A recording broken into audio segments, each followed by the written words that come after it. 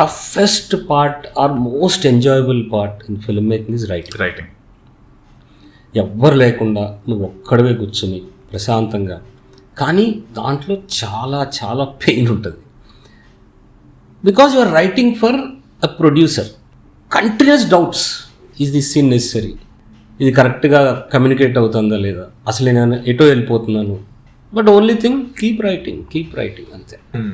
When you keep writing and like you said, ఇది ప్రొడ్యూసర్కి నచ్చుతుందా లేదా అనేది, ఇన్ మై ఒపీనియన్ నీకు నచ్చితే I think someone else will also get it. If you don't get it yourself while reading it, then you can't expect someone else to get it. నాకు నేను రాసింది నాకు నచ్చినంత మాత్రాన ప్రొడ్యూసర్ నచ్చాలని లేదు. కంప్లీట్ ఆపోజిట్ అవ్వచ్చు. Correct. అసలు నాకు ఇది ఎక్కలేదు, ఈ సబ్జెక్ట్ అనొచ్చు. కరెక్ట్. లేదా ఓకే, దాంట్లో ఒక నీ genuine or your honest writing ఏదైతే ఉంటుందో నాకు నచ్చాలి first as a film maker, as a story teller. And నేను రాసుకున్న దాంట్లో యూనిక్నెస్ ఏదో ప్రొడ్యూసర్కి నచ్చచ్చు. ఓకే, దిస్ ఈజ్ గుడ్, ఈ పాయింట్ బాగుంది, ఇక్కడ దాకా బాగా వెళ్తుంది, కొంచెం ఈ క్యారెక్టర్ అయితే ఎట్లా ఉంటుంది. నేను రీసెంట్గా నాకు ఒక ఫ్రెండ్ ఉన్నాడు, తను ప్రొడ్యూస్ చేస్తా అంటే ఏదో కథ చెప్పేదానికి, జస్ట్ బియర్ తాగుతూ స్టార్టింగ్ జస్ట్ పాయింట్ ఒక 10 నిమిషాల్లోనో 15 minutesలో చెప్పాను. ఇమ్మీడియట్గా టైటిల్ వద్దన్నాడు. ఆ టైటిల్ దెన్ ఈ సజెస్టెడ్, నేను క్యారెక్టర్స్ ఇట్లా ఉంటాయి, వాళ్ళ స్టేటస్ ఇది అంటే, కాదు ఈ స్టేటస్ ఇట్లా ఉండాలి అని చెప్పి చేంజ్డ్.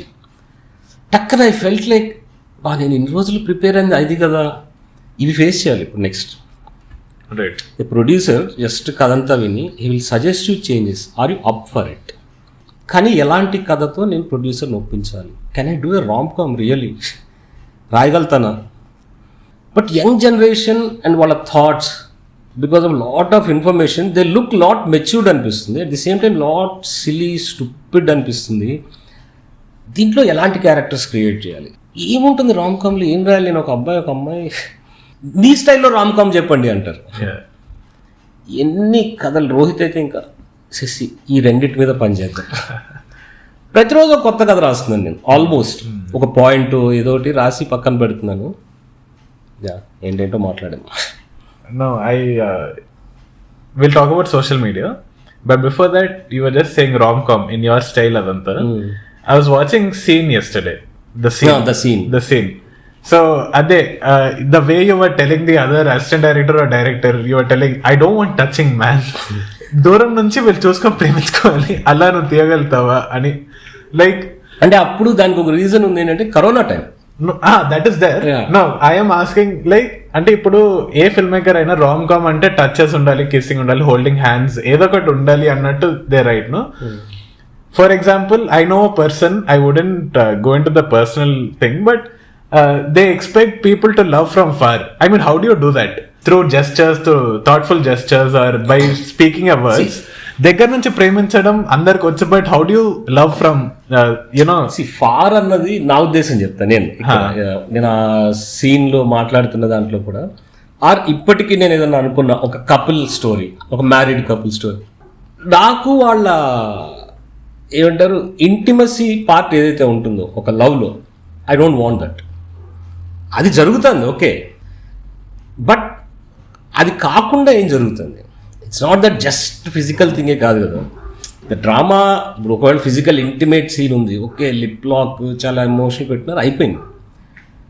బట్ అయిపోయినాక వాళ్ళు ఏం మాట్లాడుకుంటారు? సెక్స్ అయిపోయింది ఒక సీన్లో, ఇద్దరు కూర్చుని కాఫీ తాగుతున్నారు, అది ఇంట్రెస్టింగ్ నాకు, అది డ్రామా. రైట్. నేను ఎంత ఇంటిమేట్ సీన్ తీసి, and that is the hardest part also in real life. Maybe it is not that hard to be in that situation, but on screen if you are writing something, you don't want to sound pretentious or you don't want to sound artificial. అంటే ఇప్పుడు కూర్చొని coffee తాగుతూ మాట్లాడుతున్నారు, ఏం మాట్లాడతారు? they can't talk about movies or just some casual stuff. They have to, like in this movie called Irreversible, Gaspar, no? In the end the whole film goes backwards, right? నేను చూడలేదు. So I won't spoil it for you, but చూడను కూడా, చెప్పారు దాని గురించి చాలా. Okay, so ending is like the beginning of the story, kind of. So it ends off with a sex scene, as in they are in bed and now the girl and the guy, they are getting ready for going to a party. So వాళ్ళిద్దరు conversation and stuff.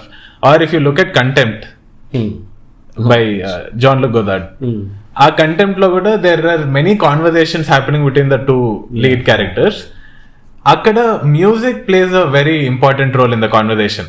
It is a French movie. First thing, I don't understand directly the dialogue, what subtitles తోటి.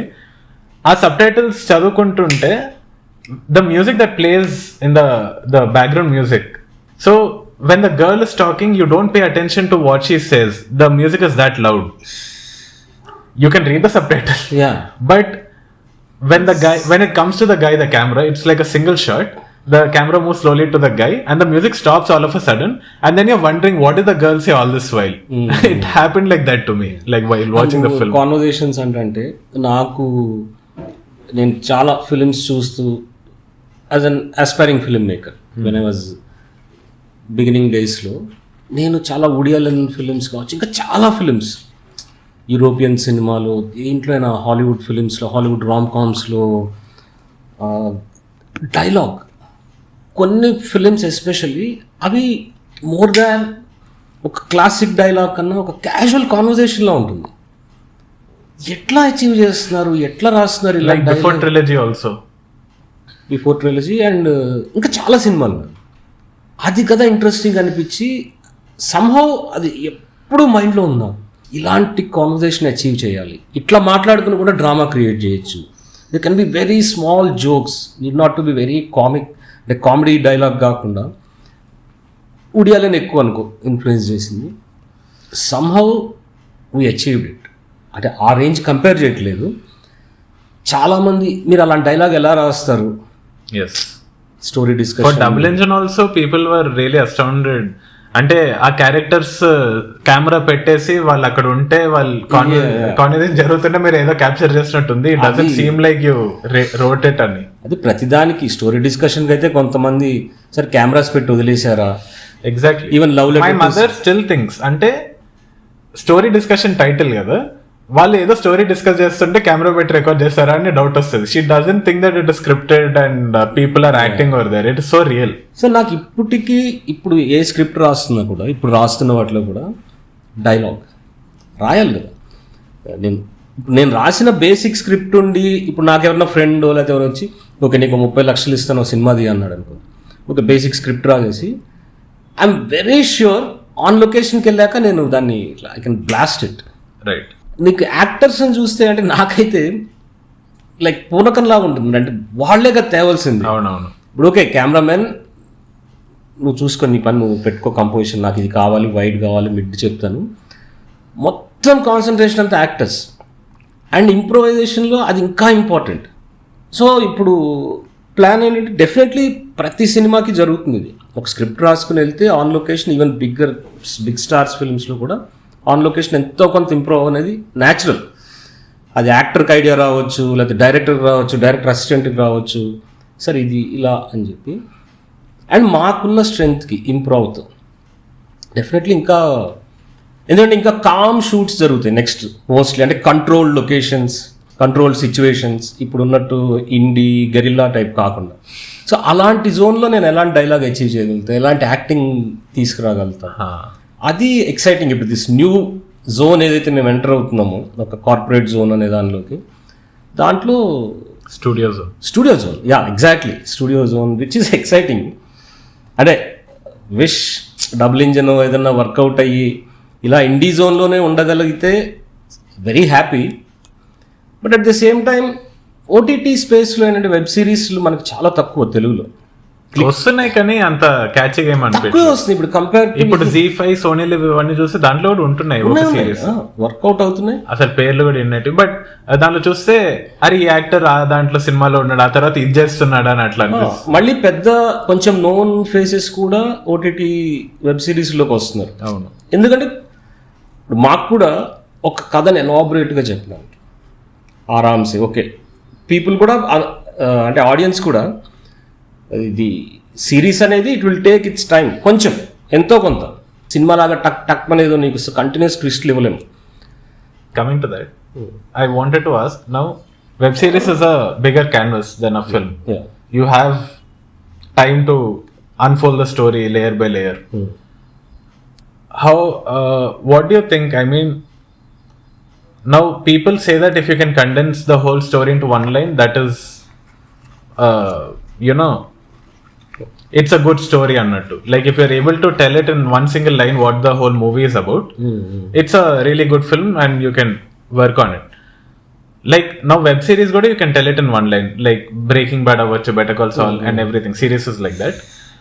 But do you think that some filmmakers are taking the liberty of just expanding the log line and, you know, they don't have a clear cut idea of what the story is about? They give a big synopsis for a log line, and I'm asking the question in a point of, ఇప్పుడు short films ఉంటాయి 15-minute length లో, you're telling one full story, how you establish, how you get the inciting incident, and how you are telling the whole plot and how you are concluding it, like the climax of it, resolving it, right? Now in web series it is a larger canvas, you have the thing of telling a bigger story. But do you think, now ఇప్పుడు చాలా web series వస్తున్నాయి తెలుగులో in other OTT channels and all, do you think that some filmmakers, they don't really know the art of storytelling, they're just getting into web series just because they have that kind of budgets and they want to tell a big story, but that story doesn't have enough juice in it that you have to tell it in a web series? It happens with even Hindi చాలా series జరుగుతుంది అది. They stretch it. Now for Mirzapur also, season 1 was epic, season 2 ki it fell flat a little. Now season 3 no one is giving a shit about it. అవునా, it's trending అది ఇది అంటున్నారు. 4 announce చేశారు. Announce చేశారా? నేను అయితే నా చుట్టుపక్కల ఉండే వాళ్ళు చూసిన వాళ్ళు అయితే I didn't even try watching after season 2 ఒక 2-3 episodes తర్వాత. It just I lost interest in it. Season 3లో మున్నా బాయ్ అనే క్యారెక్టర్ కూడా లేడంట, అండ్ చాలా సాగతీశారు అన్నట్టే మాట్లాడుకుంటున్నారు. సాగతీత అనేది జరుగుతుంది సిరీస్ లో. డెఫినెట్లీ సినిమాకి సిరీస్ కి ఉన్న డిఫరెన్స్ అదే కాబట్టి నీకు ఇక్కడ 10 ఎపిసోడ్స్, ఎపిసోడ్ 1/2 hour అంటే లైక్ 300 minutes. దట్ మీన్స్ ఎంత, 5 గంటలు ఒక కథని చెప్పడానికి. అంత కథలో ఉందా లేదా? ఎగ్జాక్ట్లీ. ఇప్పుడు కరోనా టైంలో కొన్ని జరిగినాయి, ఓటీటీ వాళ్ళు సిరీస్లు తీసుకుంటున్నారని సినిమాల్ని సిరీస్లా కట్ చేశారు. ఏం జరిగిందంటే సినిమా తీసి ఒక 2.5 గంటలు వచ్చింది, ఇప్పుడు సిరీస్లు నడుస్తున్నాయని సినిమానే సిరీస్లా ఎడిట్ చేసి మళ్ళీ తీసేసిన సినిమాని, నాట్ దట్ స్క్రిప్ట్ లెవెల్ నుంచి మార్చకుండా అవి జరిగినాయి. వర్కౌట్ అవ్వలేదు, అది చాలా తొందరగా కిల్ అయిపోయింది ఆ కాన్సెప్ట్. ఇది చాలా బ్యాడ్ ఐడియా అని చెప్పి రియలైజ్ అయ్యారు, ఫిల్మ్ని అట్లా కట్ చేయటం. అది ఇప్పుడు ఒక సిరీస్ ఒప్పించడం అనేది, ఒక సినిమా ఈజ్ ఆల్వేస్ ఈజీ.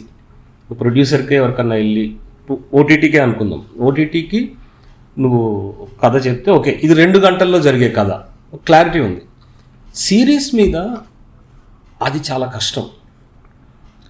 ప్రతి ఎపిసోడ్కి హుక్ ఉండాలి అండ్ నెక్స్ట్ ఎపిసోడ్ కి లీడ్ ఉండాలి. ఇది స్టాండర్డ్. నువ్వు బ్రేకింగ్ బ్యాడ్ చూడు, బెటర్ కాల్ సాల్ చూడు, ఎనీథింగ్ గ్రేటెస్ట్ వెబ్ సిరీస్ ఏదైనా విచ్ ఇస్ సిరీస్ పర్పసే అది, to take you to next episode. ఏముంది దాంట్లో? సో అది హుక్ కరెక్ట్గా ఉందా, హుకింగ్గా ఉందా లేదా, we can't judge. Okay, director convince aవచ్చు. But in the writing process itself you have to feel that this is like the hook point, but the producer sometimes might not get it. ఇదేం hook ఉంది, might not get it కాదు, నీకు hook అనిపించింది వాడికి అనిపించదు. అదే ఇంకా ఏదో కావాలి. అదే ఇప్పుడు ప్రతి ఎపిసోడ్కి ఒక స్ట్రక్చర్ ఉంటుంది కదా. ప్రతి ఎపిసోడ్ ఇట్ బిగిన్స్ హియర్, మిడిల్కి ఇక్కడికి వస్తుంది, ఒక చోట ఎక్కడో ఆగుతుంది. ఎందుకు ఆగాలి అక్కడ, అండ్ ఎక్కడ ఆపాలి? లెంత్ ఒకటి నీకు రాసేటప్పుడు, ఇప్పుడు మేము రాస్తున్నాం కదా, నేను 2 episodes పంపించాను రోహిత్కి. సెకండ్ ఎపిసోడ్ రోహిత్కి డౌట్, చేసి ఇది లెంత్ వస్తుందా? ఫస్ట్ ఎపిసోడ్ వెరీ కాన్ఫిడెంట్, ఎస్ లెంత్ కనిపిస్తుంది, 20-25 minutes అనుకుంటున్నాం episode, yeah it's there. Second episode రాదేమో, నాకు డౌట్ వచ్చింది. దెన్ నేను థర్డ్ ఎపిసోడ్లో ఒక సీన్ తీసుకొచ్చి ఇక్కడ అడ్జస్ట్ అంటే ఆ థర్డ్ ఎపిసోడ్ ఎట్లా వస్తుంది అంటే నువ్వు కథని ఇంకొంచెం టైట్ చేస్తున్నావు. లీజర్గా ఏదో ఓకే దీన్ని థర్డ్ ఎపిసోడ్లో చెప్తానని కాకుండా దాన్ని తీసుకొచ్చి ఇక్కడ పెట్టేస్తున్నావు అంటే నీకు థర్డ్ ఎపిసోడ్లో మళ్ళీ ఎంప్టీనెస్ వస్తుంది. మళ్ళీ you have to tight and that, like మళ్ళీ కొంచెం ఫోర్త్ ఎపిసోడ్ ముందుకు వస్తుంది. Take me through the writing process. How do you judge with your experience whether it is hooking, the hook point, and then how tight the story is? As in, a series of events happen in an episode, you say. how do you judge whether the story is that tight? I mean, I'm asking, ఇప్పుడు physically if you're tightening a screw, you know that whether it is tight or no, but a story is something abstract, you have to know by the beats and stuff. అది తెలియదు man. అంటే నాకు నేను ఇప్పుడు beat sheet are some ఏమంటారు ఇది 6 beat script, 3 beats ఉంటాయి, 6 beats ఉంటాయి, లేకపోతే ఇట్లేదో నాకు ఇన్స్టింక్ట్ అంతే. ఒకటి is it interesting or not is the first priority. నేను ఒక క్యారెక్టర్ని ఎస్టాబ్లిష్ చేశాను. వాట్ ఈజ్ హిస్ ప్రొఫెషన్, వాడు లుక్ ఏంటి, వాడు మాట్లాడే విధానం ఏంటి, దాని నుంచి వాడి డైలాగ్ నుంచి యాక్షన్ ప్రోగ్రెస్ అవుతుంది. వాడు చేసే అనే మాట వల్ల, చేసే పని వల్ల. అది ఫస్ట్ ఎంతో కొంత back story of every character. What is his choice of clothes. ఒక అమ్మాయి ఇప్పుడు 80s రాస్తాను, అమ్మాయి చుడీదార్లు ఇష్టపడుతుందా లేకపోతే చీరలా, or what kind of person ఆ character, male or female. So అది రాసుకున్నాక ఇంకా ఇట్స్ వెరీ ఇన్స్టింక్ట్, వెరీ ఏమంటారు, నీకు ఇది టైట్గా ఉంది అనిపించడం. ఇంకోటి రాసే ప్రాసెస్లో యూ గెట్ క్యారీడ్ అవే.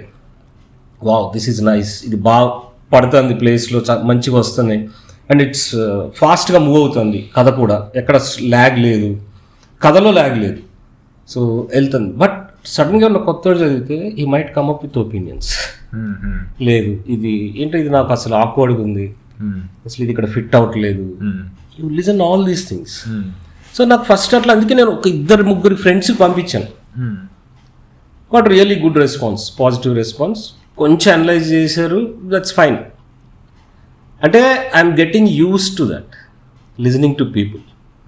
మొండిగా వద్దు నాకు అసలు ఏం చెప్పొద్దు మీరు అని కాకుండా, మీరు మారిపోయారు సార్, తప్పదు మారాలి. సో నేను దాన్ని అడాప్ట్ చేసుకుంటున్నా. ఇంతకుముందు నాకు రోహిత్తో కూడా గొడవలు అయ్యాయి.